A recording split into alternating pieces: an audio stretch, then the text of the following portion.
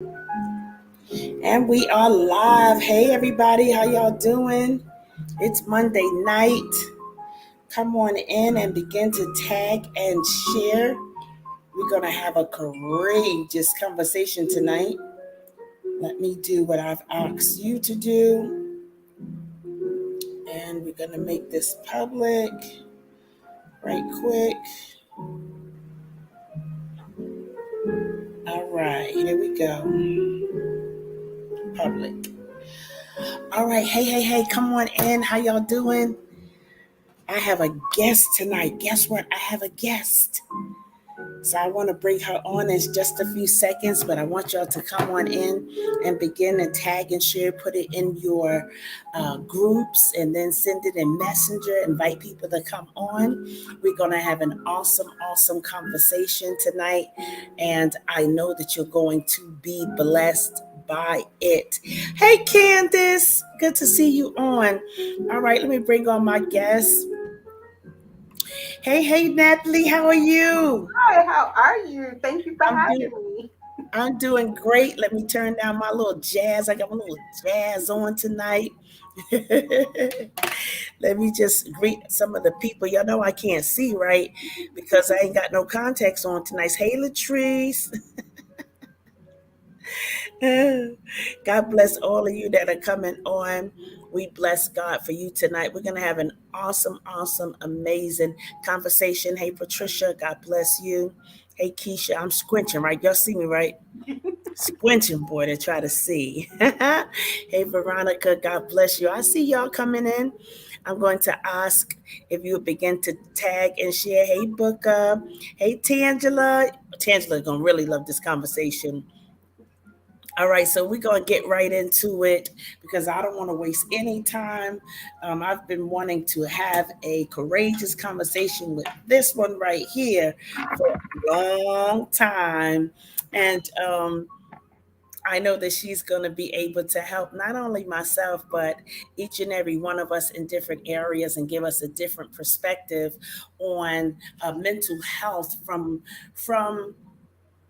from a professional perspective as well as a Christian perspective, and then just being a natural person. So I'm going to kind of like interview something similar like a dialogue, and we're just going to delve into this conversation. And we're going to do something a little different tonight, and you're going to be able to ask questions. And if we have enough time for this professional, because she's not freestyling, she got them letters behind her name. Okay. Then we're going to be able to answer some of your questions and just really see where this conversation takes us at. So, tonight, I want to introduce to all of you one great woman of God, a very professional African American lady that has graced the marketplace with her gift and then her area of expertise and professionalism. Natalie, talk about yourself a little bit. Okay, my name is Natalie Bryan. I am currently residing in Augusta, Georgia, by way of Brooklyn, New York. I have been in Health and Human Services over 25 years. I've been a clinician independently over 5 years. Um, been training as a licensed social worker for about 10 years. So I've been in the field a while with a different variety of work settings, whether it was in a clinic, a hospital, working with our veterans, our homeless, or even working in areas of domestic violence. Wow, so you're kind of like very broad span when it comes to this, and you definitely don't look like you've been doing this for 25 years. Let's just get that out, okay? But it's always good to be able to tap into the wisdom and the knowledge that someone has concerning mental health, and it is unfortunate that the church is finally embracing mental health. But this show tonight is going to be a little tricky. We're going to blend it all together. So when I talk about love wins over revenge, from a mental health prospect or perspective, what was the first thing that came to your mind in order to align it with that type of topic? For me, I think the first thing I thought of um, with the love wins is that a lot of time, especially with people with mental health, They are so stigmatized that the love and the compassion is not there for them.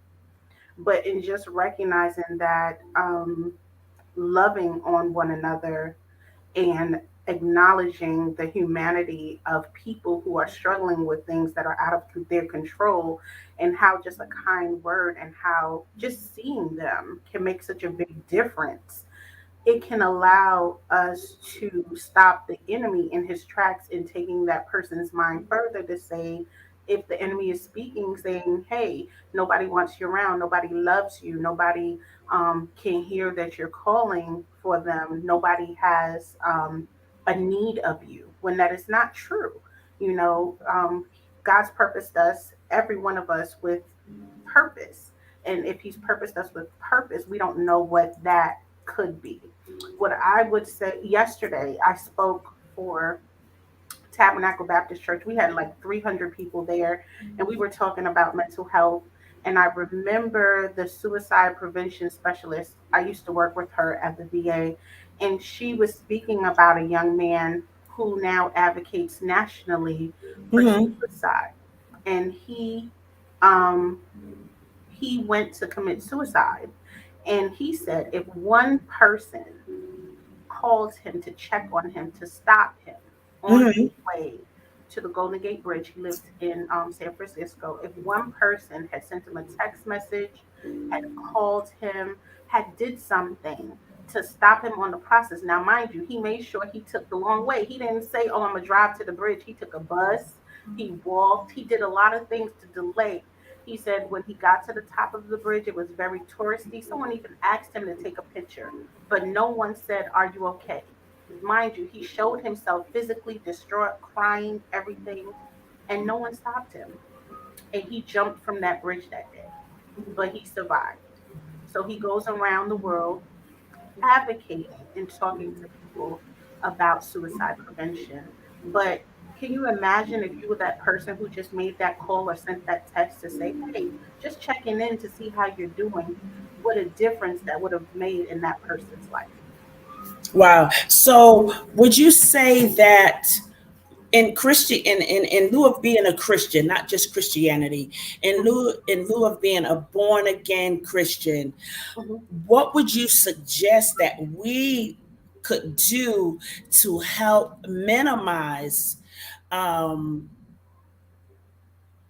these attacks, so to speak, like Mhm, when people go into crises mhm, mhm, or whatever. So say for instance, I used to pastor, right? And mhm, so what would you suggest for a pastor to do with their tiers of leaders, like all of my mhm. ministers? Would you suggest that they take some classes or Absolutely. de-escalation, things like that? So Absolutely. what would I you? think that the more education that there is about mental health, it reduces the stigma. You know what I'm saying?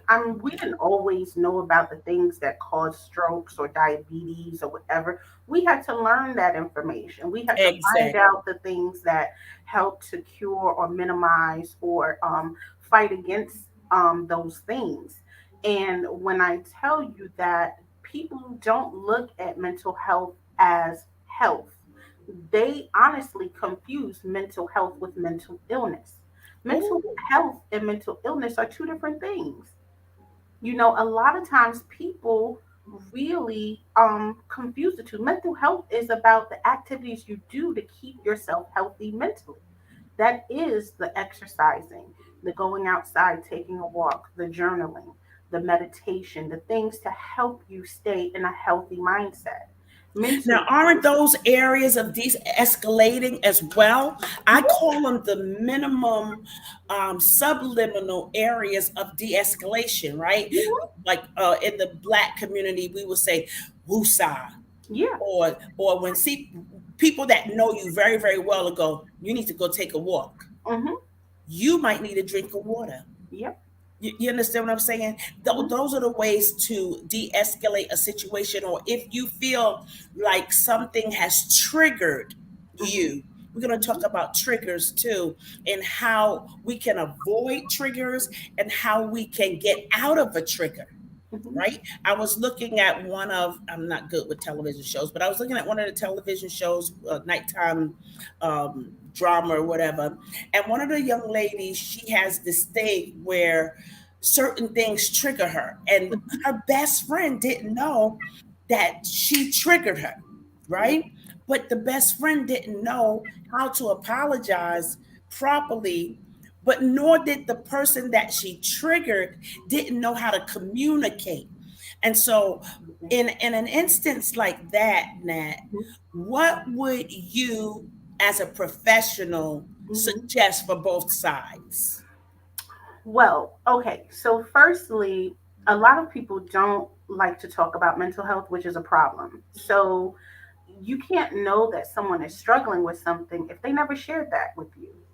You know what I'm saying? You have to be open and honest. And I wanted to say that about what the church could do, because churches are moving more so, because pastors and ministers and elders, they're recognizing, like, hey, some of this stuff is out of my scope. I can't deal with this. I know for me, there's a church in Brooklyn. Every um, final Sunday of the month, I speak about mental health to that congregation, and we choose a different topic. And he has said to me how it has prevented a suicide attempt twice over since, and people have felt more relaxed. We have to recognize that when people are triggered, it's not just a mental thing. When we're having a mental health issue, it's affecting our central nervous system. And that's why we either fight, flight, or we freeze. And so when someone is stuck, they can't communicate like, oh, you triggered me, because they themselves have been taken back to the trauma. Exactly. So they can't say to you, oh, you've triggered me. The only thing they can do is either look at you crazy, walk away. They're trying to get themselves together, you know. And the young lady probably didn't know that she did anything wrong. So She she may didn't. not have even felt that she needed to apologize, because she didn't Exactly. know anything was wrong.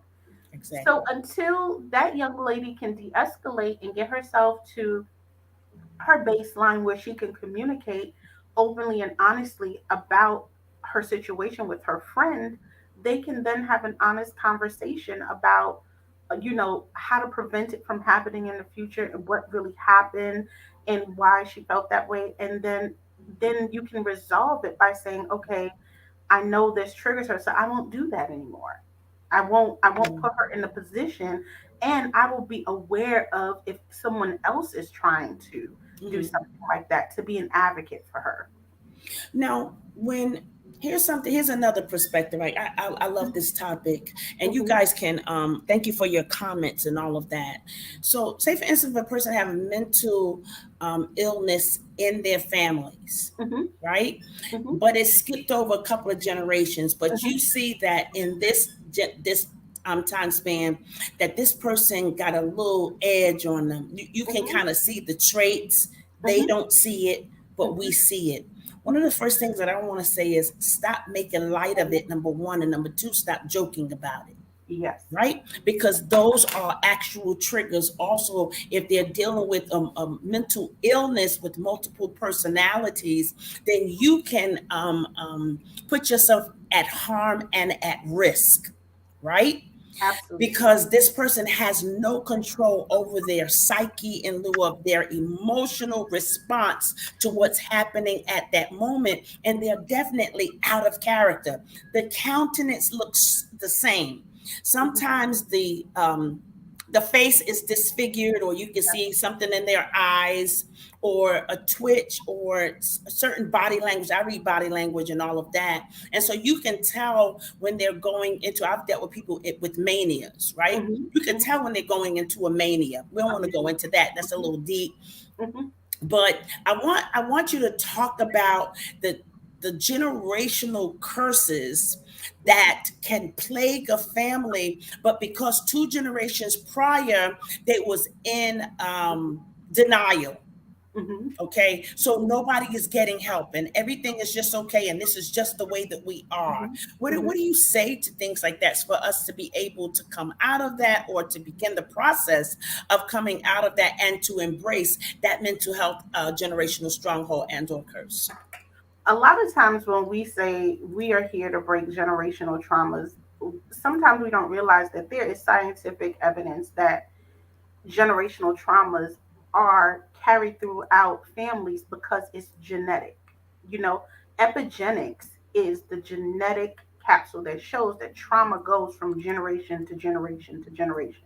So does mental illness. So if you happen to have situations where certain people were skipped and other people were not skipped, if you're aware that it is in your family's bloodline, then if you see it, you should be able to identify it sooner. But if you are people who are consistently hiding things away, because back in the day, mental illness, I mean, we still have stigmas now, but they put you away. Your family hid you in the upper room somewhere or in the basement, Yes. or they had you in a mental institution. No one really dealt with you as a person. And so now you have to deal with people as people, because a few years ago the government said, hey, we this is unethical to just have these people in here and not have them have some quality of life. However, where were the resources? Where were the people taught how to deal with family members who literally heard voices or saw things every single day? What coping skills did you give these families, or financial issues or anything like that, to support these members that they had no idea of what to do with?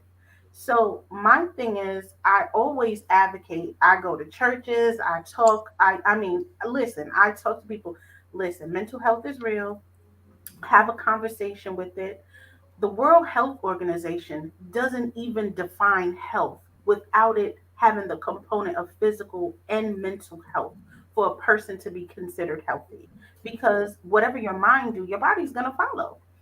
So you have to be aware of what's really going on. If you're aware of the things that are going on in your bloodline, then you can then prepare yourself for when things start to pop up and be like, oh, well, I know that, grandma, Auntie Jill, or whatever struggled with this. Let me see about getting them to a doctor, or maybe you didn't recognize it at first, but something is off.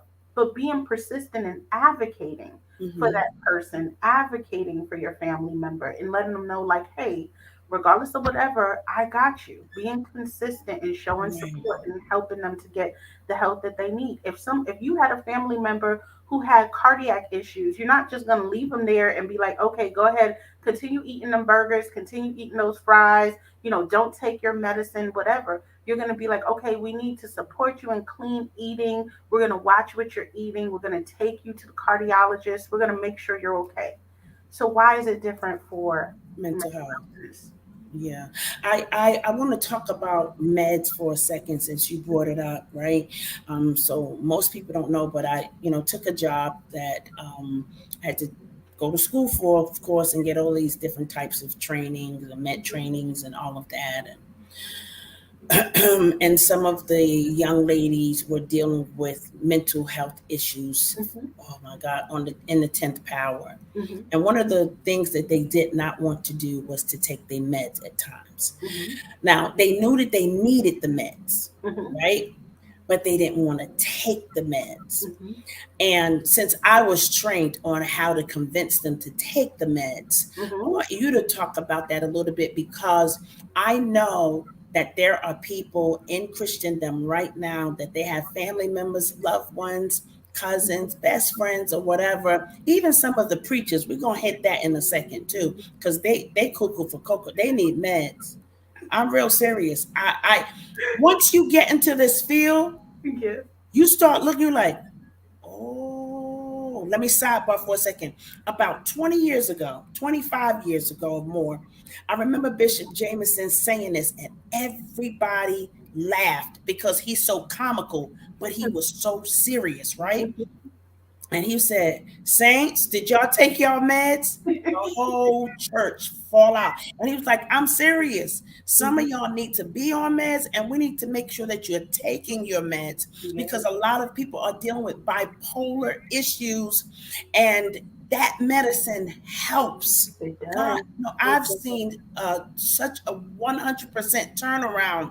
One of the young ladies, she is a 90 to 97 average student.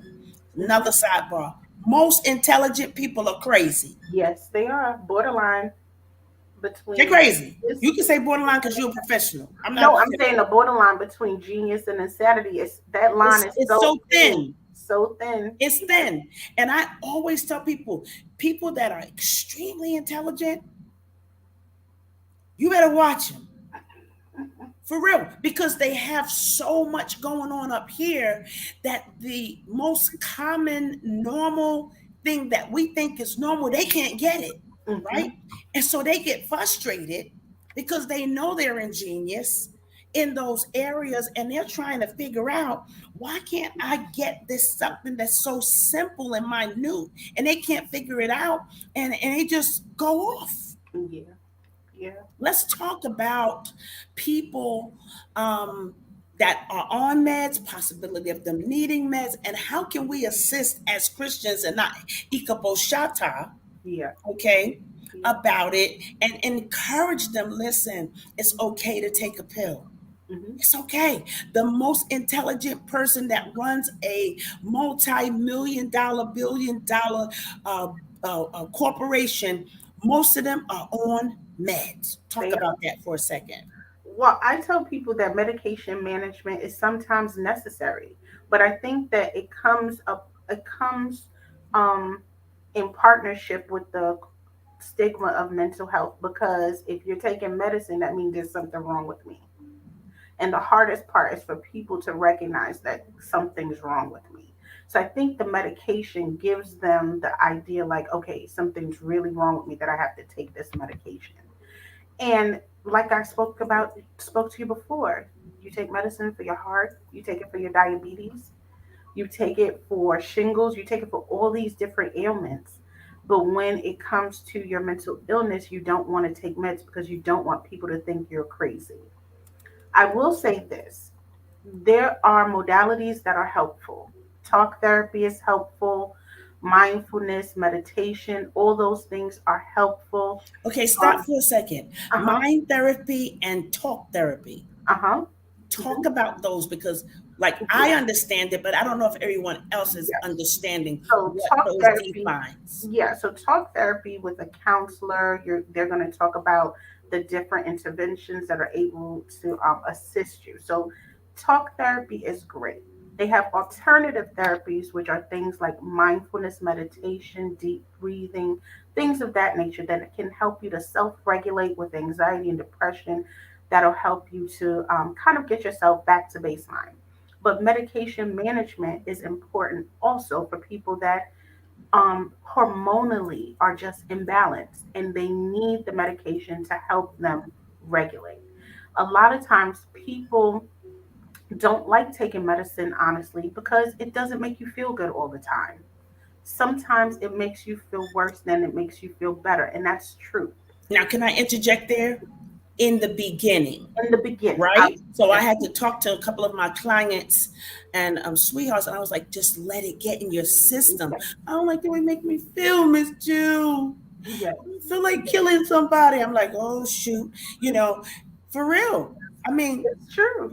how I It's was true. going. It doesn't make you feel good. And I will Right. tell you, sometimes the symptoms feel worse. Now, Yeah. the reason why it's important for you to allow medication, it takes your body about 30 to 45 30 days to of 45 days. medicine Come to on. really get into your blood system and really start to do what it needs to do. So can we say that Mhm. patience is imperative? It's imperative because it didn't take you around the corner to get to this point. It's not going to take you around the corner to get back. It's going to take time. I also will say you are your best advocate.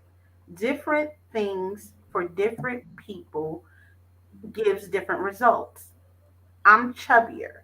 Medicine that's diagnosed to Miss Jill is not going to work the same on me. Weight matters. Size Wow. matters. Different things matter when it comes to medication. So, guess what? You may start taking a medication and it puts more weight on you, and you recognize it's not working as effectiveness. You have to think, oh, I gained weight. I need to talk to my doctor. It may make you sleep too much or oversleep or undersleep, keep you up all night. You have to talk to your doctor. It is a science and it's not exact. So you have to be the one in communication with your provider to say, hey, this is how I'm feeling. This is how it's affecting me, especially in that first 30 to 45 days, so they can adjust it to be for you. You can't think, hey, I'm just going to get this one pill and it's going to be all done. I'm going to be fixed. And that's not how it works. We're dealing with hormones and something that's not an exact science. So you have to be careful when especially when trying to quit, because now when you need to be weaned off of psychotropic medication. Yes. You cannot just jump off. Psychotopic meds. That's Yes, what they're called, you yeah, guys. you have to be Psychotopic weaned off meds. of it. Don't just jump off of medication because you feel good, because 90% of the time you feel good because the medicine was in there. So now because you feel better, doesn't mean that the medicine helped you to feel better. So it doesn't mean you quit the medicine and stop taking it. It also can cause such a spike in your hormones, it'll be unhealthy for you.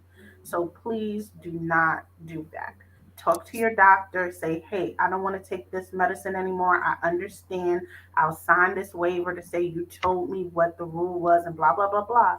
But I need to wean off of it.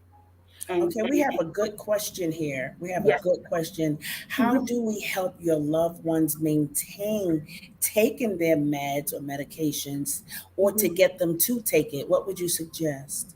Um, Definitely talking to them about what the benefits could be, especially about the quality of life they could live. That's important. Sometimes giving them reminders. Some people are more technologically savvy, set little alarms. Some people are kind of more manual, or doing both, setting alarm and creating, the little pill capsules for the day of the week, setting their meds out in each one so that it's there for them, and that when their alarm goes off, they just can go to it and take their meds out for the day and remember to take them. Because a lot of times, sometimes it's just forgetting that they need to take it. So just reminding them, making it easily accessible for them, but in the moderation of the dose for the day, not giving just a whole big bottle like, here, take your meds. So sometimes just giving some direction is always helpful. The other thing that I want to add to that is so I used to have a chronic pain in my body that called for me taking meds, right? Hmm. Hmm. And so the kids would see that they were like, Miss Jill, you don't feel as good. Then I go, oh my God, I can't hardly make it. So I Hmm. need y'all to calm down. I need y'all to just taper down some, da da da da da, right? And so Hmm. I say, you know what? I'm gonna take my meds when they take theirs, Hmm. right? So I Hmm. would go to the medicine cabinet. Of course, it was all locked up. That's what I want to say to everybody.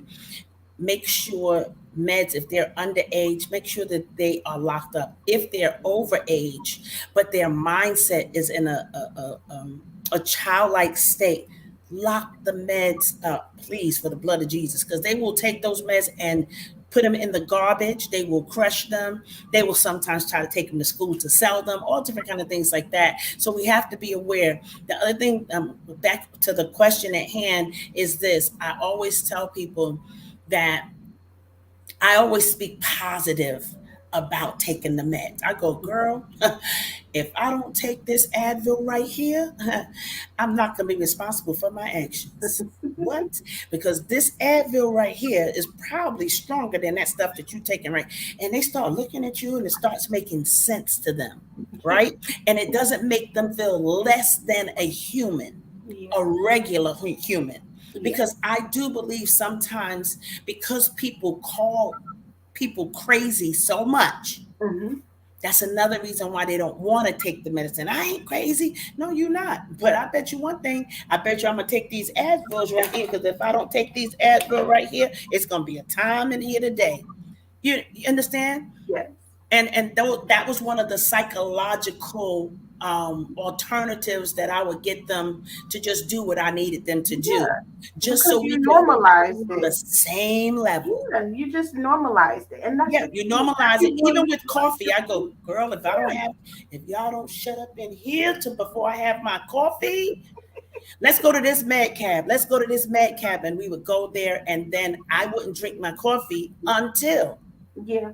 Yeah. they take their meds. Then I'm like, no, I got to take my meds now because I need this coffee.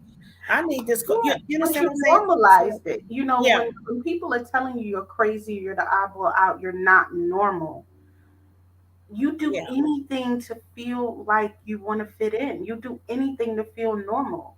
And so you normalize, like, okay, this is something normal. I'm not out here right. by Normalize myself. it. I like that. And that's it. You know, I they're love human that. beings. I love that, Nat. I really do. Normalize it. Yeah, Yeah. because the enemy as well has them thinking that they're abnormal, and Abnormal. they're not. Absolutely.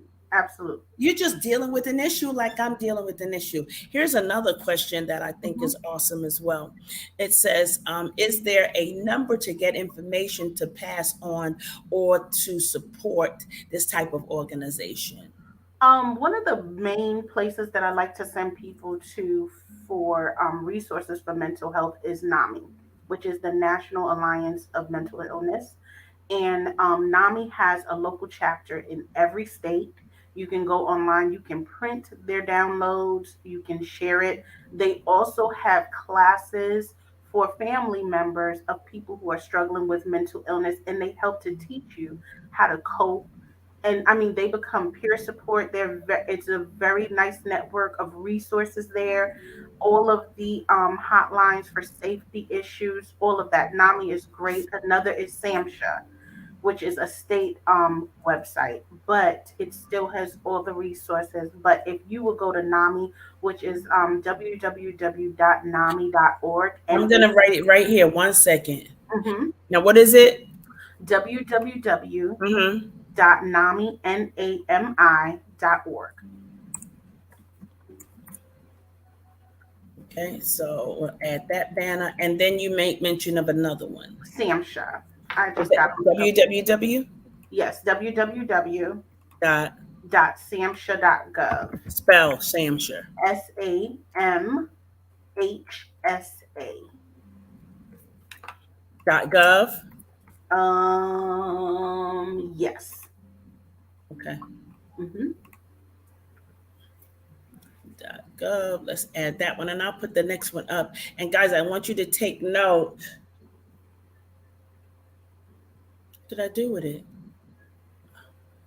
Oh, I deleted the other one. Give me the www No problem. dot It's sam s SAMHSA, SAMH, sam HHSA.gov. sa.gov. Mhm. Make sure that I spelled it right, Nat, please. Yes, you did. Hmm. Okay, so guys, please take down this information and do your research. There are great resources there that's available for us as peers, as parents, as pastors, as leaders, just as a community. Hmm. Individual, just so you can be aware and be on high alert, because this is the time span where we are paying close attention to every avenue of mental health, period. I just want to add, Sure. please add in the number 988. Say it 9 one more time. 988. What does that do? 988 is going to be the national hotline for mental illness issues, just like you dial 911. Uh-huh. It is going to be 988. They are rolling it out. Each state is doing it differently, but I believe July 16th, it should Mhm. all be across the board. So when we type in 988, Mhm. that lets them know what? It's going to go just like you calling a police station for a Mhm. crisis. It's just identifying that it's a mental health crisis. That's what I want to Not. hear. Hmm. Mental health It's the mental health crisis. hotline. That Hmm. is awesome. Hmm. So everyone, I believe, should have it across the board by July 18th or 16th. But they have been talking about it in the mental health community. I know states have been rolling it out state by state, but across the nation, it should be implemented by, I believe, the 16th of July. That's so awesome. That is so awesome. So listen, guys, instead of when you know it's a mental health issue and it's a mental health crisis, and you recognize it, dial this number opposed to 911. I can say it. Natalie can't. She's a professional. Most people from 911 don't know how to deal with mental health issues.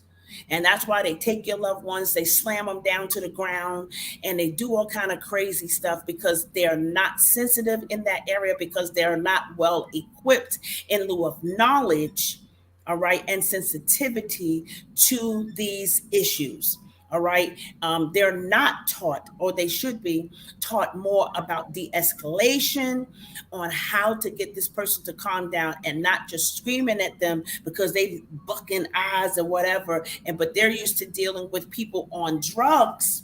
All Mhm. right. When this person is not on a controlled substance, they're actually on a medical um, regimen that Mhm. they probably haven't taken or took too much, or whatever the case may be. It might not be working or whatever. So I am so glad, Nat, to know that they finally came out with something, especially for this area, and how that means that it's being taken more It serious. is. It is. Actually, a couple of police forces, I think Atlanta has one, have now started sending out therapists on mental health calls.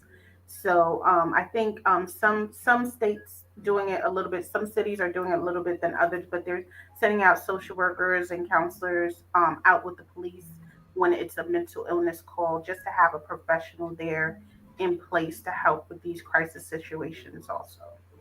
Awesome, awesome, awesome. Does anybody else have any questions or comments? I want to talk about um, something that I don't think we talk about enough, but I've seen it so much with young people, and now it's starting to vary into various age brackets. Hmm. Cutters, Hmm. Hmm. right? Yeah. Um, I'm not even going to say, I'm not going to stigmatize a culture, Hmm. but back in the days, people thought that our culture did not cut. Hmm. That's a lie. It A was lot. hidden. Yeah. Okay. And when I was a young lady, I mean, excuse me, a little young girl, I went to this church. I'm not going to name the church. And I remember this young lady. She was so beautiful, and she had these light skin. She had these freckles in her face, but she was tick tick boom, right? She would Mm-hmm. take razors, cut her face, Mm-hmm. but it started on the arm. Yeah. So I need us to start paying attention to our children. Self harm is real. It is.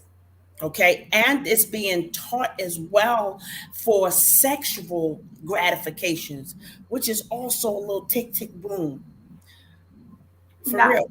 big boom. It is. It's a tick tick boom, right? Because it's introducing you to anything that's introducing you to self harm. And then they're telling your mind that it's sensual, and it brings a certain feeling of comfort Hmm. when you cut. I'm telling you, I've dealt with these type of people and mentality, and it's real. It is. It is. As a professional, see, I'm just talking from a regular Yeah. person, Yeah. y'all. It I is. want Nat to talk about it from a professional perspective of it all. Nat, I know a lot of times people think that certain disorders do not affect BIPOC, Black communities, communities of color, however you want to describe it. But eating disorders, cutting, see, she said those her things, grandson is a cutter. yeah, those See, things are very, very, very, very prevalent in communities of color. You know, you may not see it as clearly, they may not cut as deeply, or they hide the cutting by moving it up the thigh or up the sleeve where they don't think you're doing it, sometimes under the arm or the back of the leg where you may not initially notice what it is. Cutting stems from feeling like you're in control of something. But a lot of times it say happens that again. like when you're usually they cut as a release when they're feeling like they can't control something. That is something they can control. They can control how deep they cut, they can control how much they bleed. So when they're feeling overwhelmed in the outside world, the whole macro world, their micro world, things they can control like eating or cutting, those are the things that they tend to move towards. Wow, wow. I hope y'all are getting this information.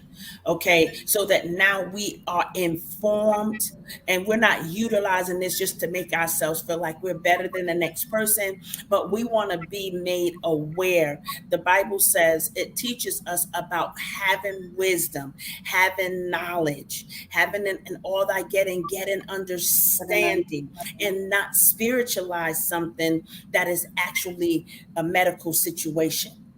yes. All right, we can still pray about it, get diagnosed, and still pray and still encourage people to stay on their meds. Even if they go a prayer, I don't have them say, pray over these meds, Miss Jill. I pray over the meds. Listen, Okay. a Just lot as of long times, as you're going to take them, I yeah, you're will. gonna take them. Yeah. Listen, if it's encouraging them to do and it's helping to normalize, why not? I do want to talk to parents also. However, my mom laughs at me because she says, I worked in mental health for over 30 years, and look, you've come to be a therapist. She was like, it was just in there. I don't know why. But she worked with children, and I remember being a little girl going to see her, and a lot of children who were on her ward were children who were drugged at parties with their friends.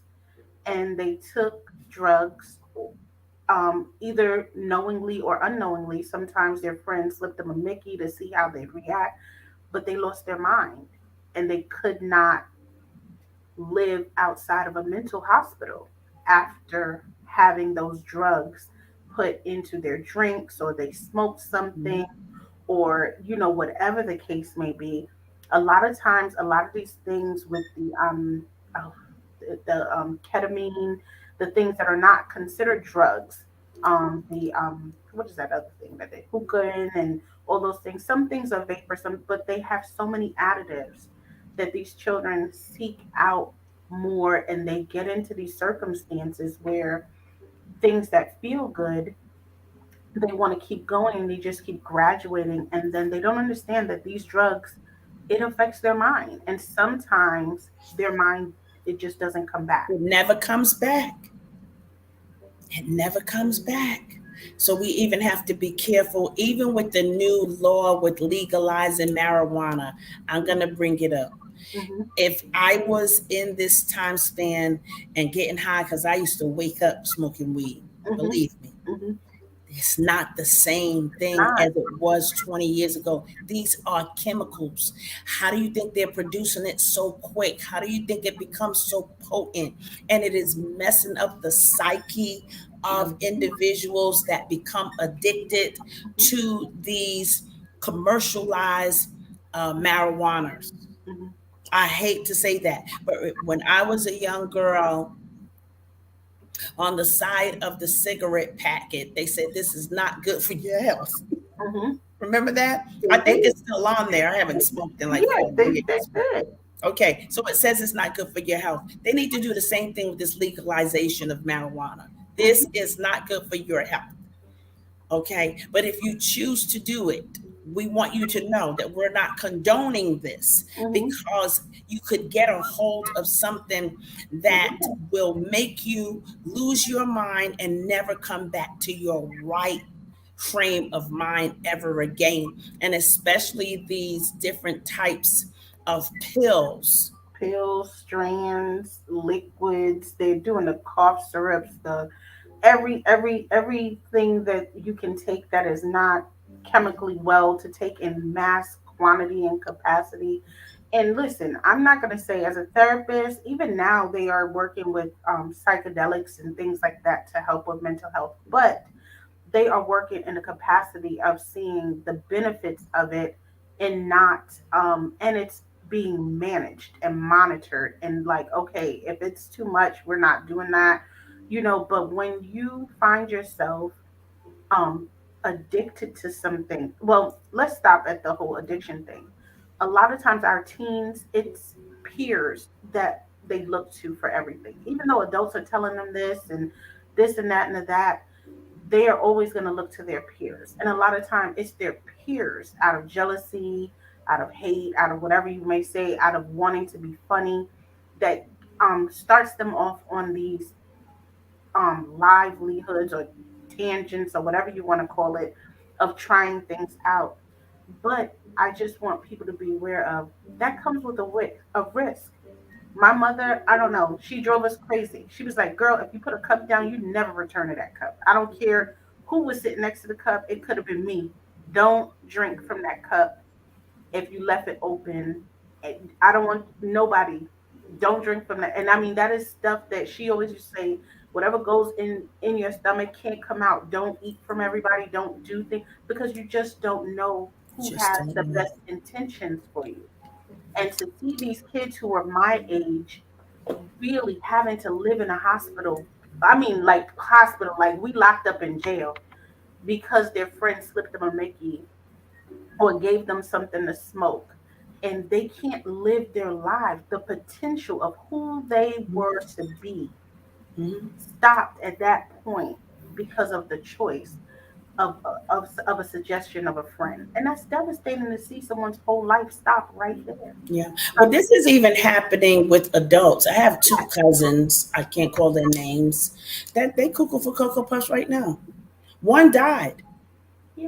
Right? Okay, so I can take you back 50, about 50 years ago.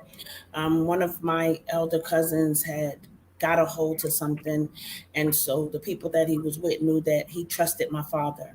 He was hurting everybody around him. You always got to have somebody that they trust, right? They do. To deal with them when they're in that mania or that frame of mind. Hmm. And when they were getting ready to transport him from New York to where we live, everybody had to sit with their hands on their laps the entire time so that he can see their hands. Hmm. Mental health is real, y'all. It's This is real. a big grown man Yep. with a good mind lost his Yeah. mind at a party, and my father knew automatically that somebody did something. Hmm. Okay, so it's not just happening to children, it Nope. is happening to Hmm. adults Hmm. all over. You don't know, you never know. So please, please, God man, God woman, stop being so trusting and being so easy and friendly.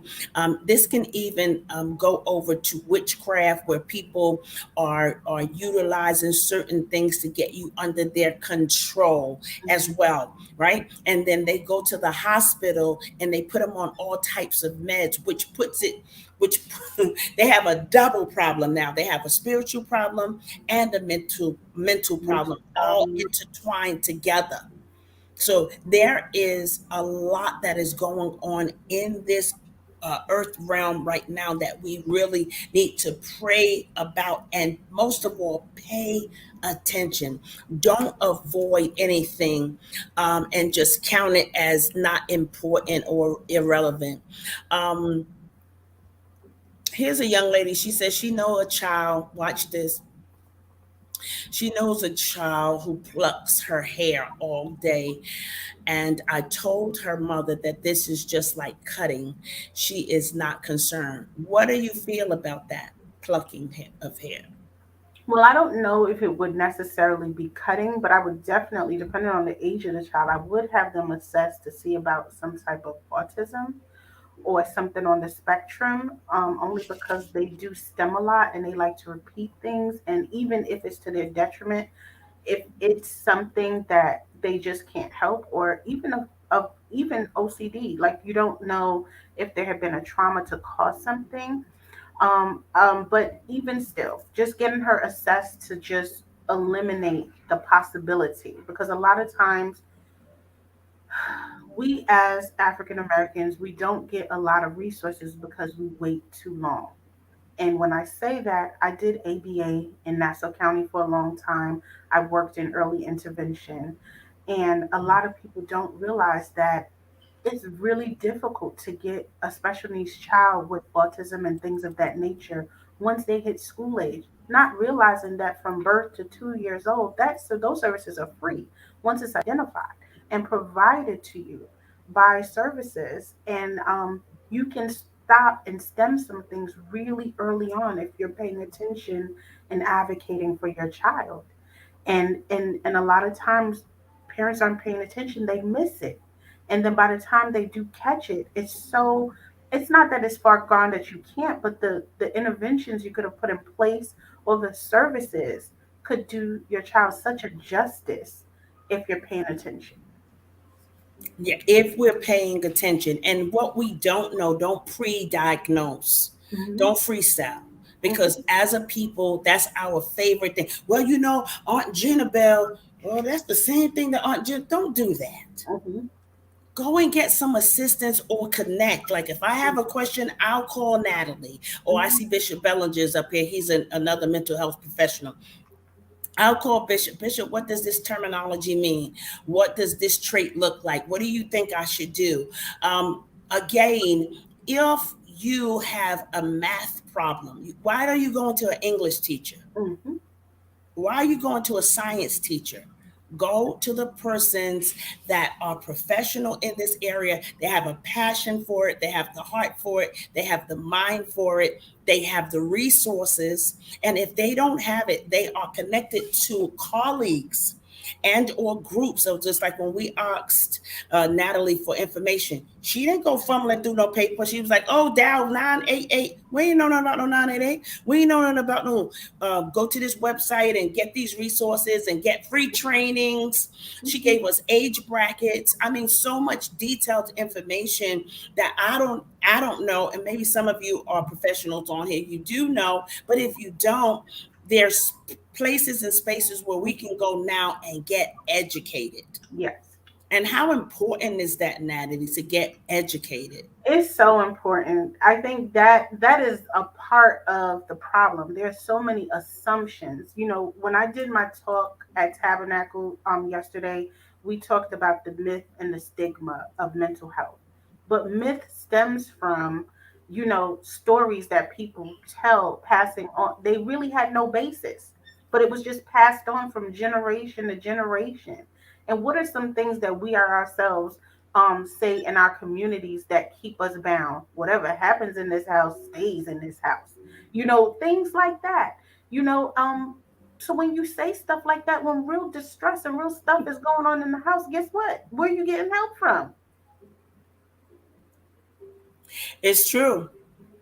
It's true. It's true. It's true. And then let's just say we say that we always say the church is a hospital and hurt people and stuff like that.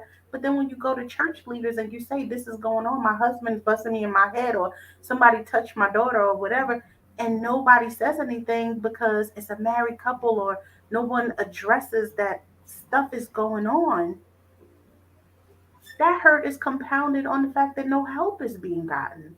If we're going to address mental illness in the church and circumstances that really affect our community in the church. Because guess what? For African Americans, the church is the first place we're going to go because that's what we were taught. It's the first place we're going to go. That's where we're going to go to look for help. That's where we're going to go to find some refuge. That's where we're going Mm-hmm. to go. And then Mm-hmm. we get there and refuge isn't there because people are being too busy pretending to be something that they're not. They're too dressed up. They're too cute. They can't hear what you have to say. Oh, Mm-hmm. you heard about Pookie and them and da da da. When people are coming to church because they don't know where else to go. Right. Right. That's the truth too. Well, I know I could talk about this for hours because a lot of my friends work in this area and a lot of my colleagues. So it's very sensitive to me, and I find it very, very encouraging Yeah. just to be informed, even the more to know, like, even though I know stuff, I've learned so much just listening today and just conversing and asking questions. Don't be afraid to ask Yeah. questions, to inquire, so that we can be better equipped to deal in this time span, because this pandemic has caused Yes. mental illness, So much mental stress, more. Hmm. even in lieu of habitual things that we once did prior to the pandemic. There's more things that have developed because of the pandemic. and we need to really, really pay attention to the psyche. And I want you to close with this. Oh, this hour went too fast for me. All of these mass shootings Mm-hmm. and subway Mm-hmm. incidents and going into the grocery store and just shooting up everybody. Mm-hmm. That's mental illness. I It don't is. care what nobody say. Even I want you to talk about. I know I'm shooting them out there. Anger, how anger can turn Mm-hmm. into a mental issue, a mental health issue, because a lot of African Americans deal with rage and anger. I was telling one of my sons, and I said, my father should have been on some meds. Yeah. My Yeah. brother should have been on some meds. And the Mm-hmm. truth of the matter is, I should have been on some too. Yeah. Because anger and rage, Mm-hmm. talked about that as a professional, Nat. I will say this. A lot of times, I don't know if anybody knows Dr. Joy DeGruy. She spoke about the post traumatic slave syndrome and led into some things of trauma and how it's generational. A lot of times, we don't even hold our trauma for ourselves, our anger for ourselves, our issues for ourselves. It comes from years of things just happening to us. We are in a side we are literally in the society of a boiling pot right now. It's hot. People's finances ain't right. People haven't Come on. gotten a job. People have these kids that are running crazy. Their partners are out here doing everything. It is a simmering, boiling, overflowing pot. And any little thing is pushing people closer to the edge. And that's why it's important to start addressing, you know what? I don't even know why I was so mad. I really need to figure out like what is going on with me. Because sometimes we don't even recognize that we're even that angry.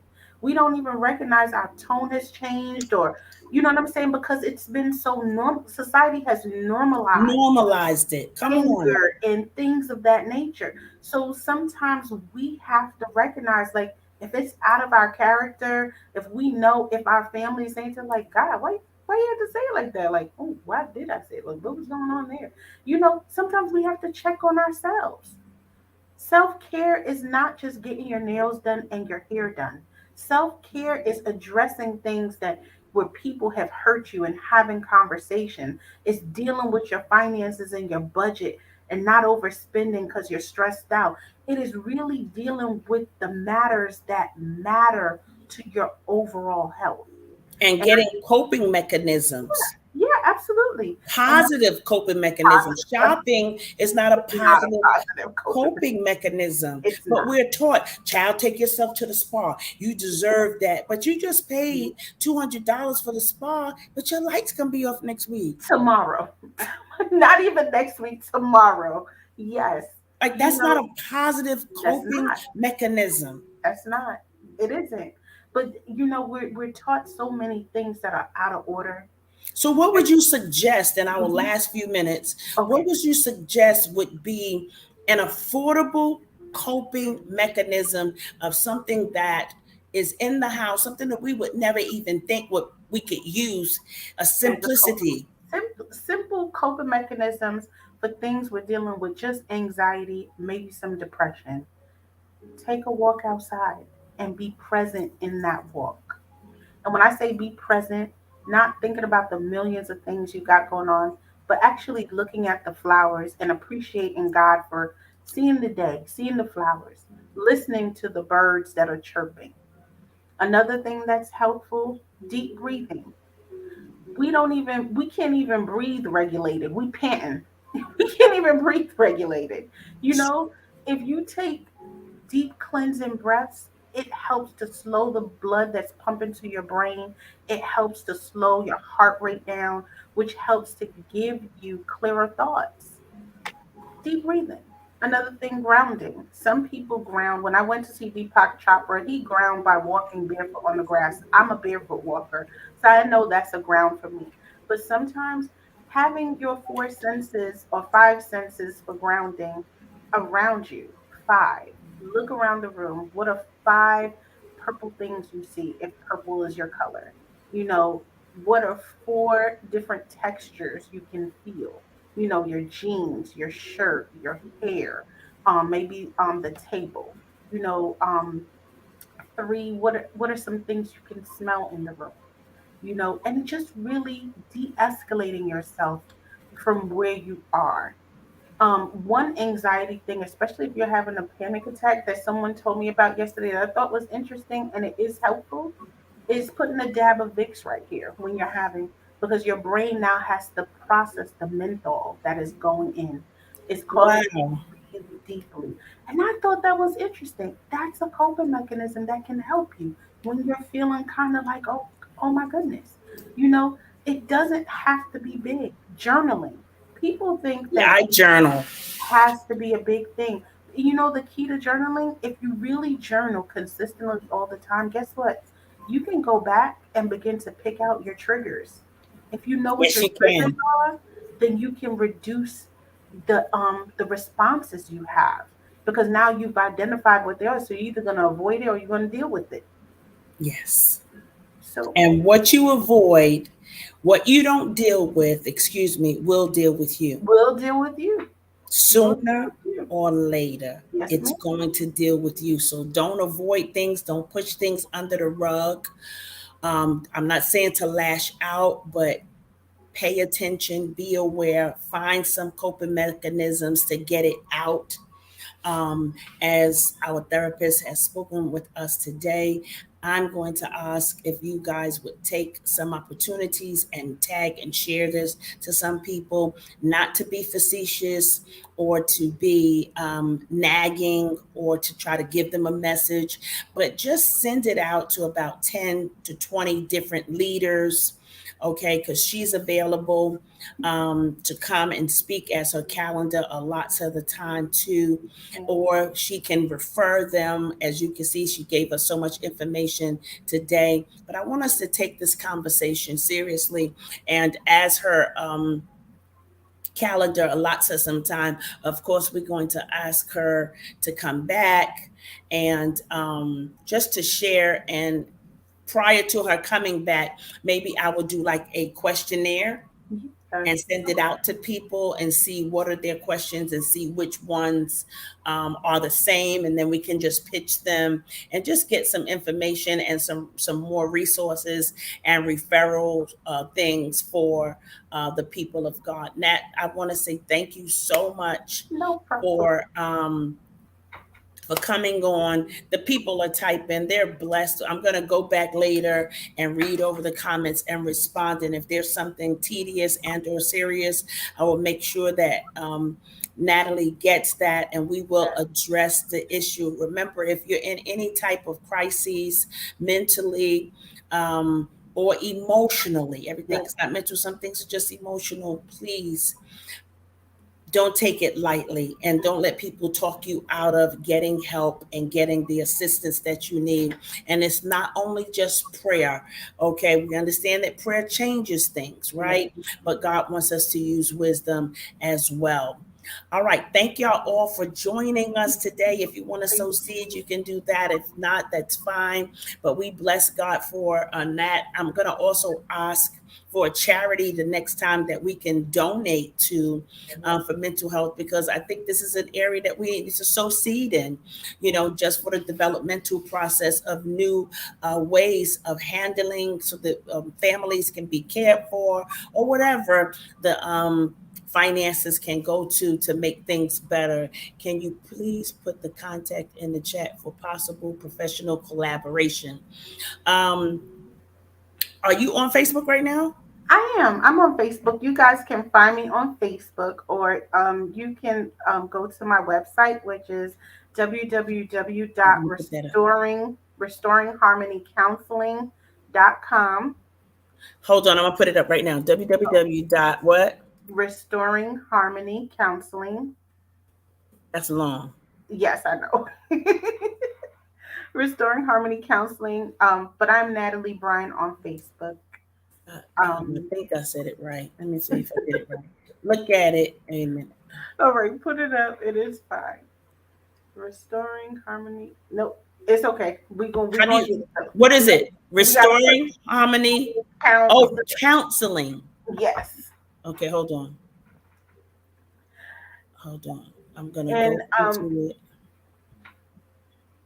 and a telephone number for me just to make it easier for some is 762. Hold on. I want to get this right. Oh, Counseling. CONSUL. CONSELING.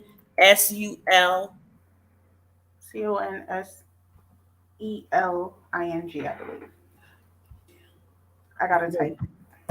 You type it. And then, okay, so I got restoring harmony counseling. Oh, Counseling. it's Yes, there you go. OUNUNSELING.com. Mm-hmm. All right. Well, I'm not going to rush this. This is important.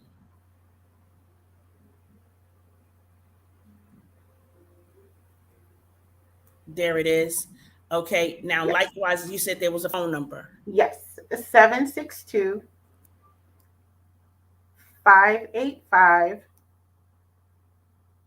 762-585-4610. Somebody put it in the chat as well. I'm going to put it on the screen. Somebody else put it in the chat. Yep. That number's correct. Yes, ma'am. So we want to make sure that we put it in the chat as well. I know what I could do. I can cut and paste it. One moment.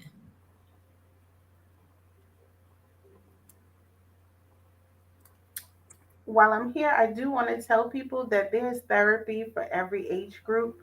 Play is a child's first language. So if you have a child struggling with mental health issues, find a local play therapist or people who utilize play in therapy. Oh, your sister is up here doing it. Thank you, Sissy.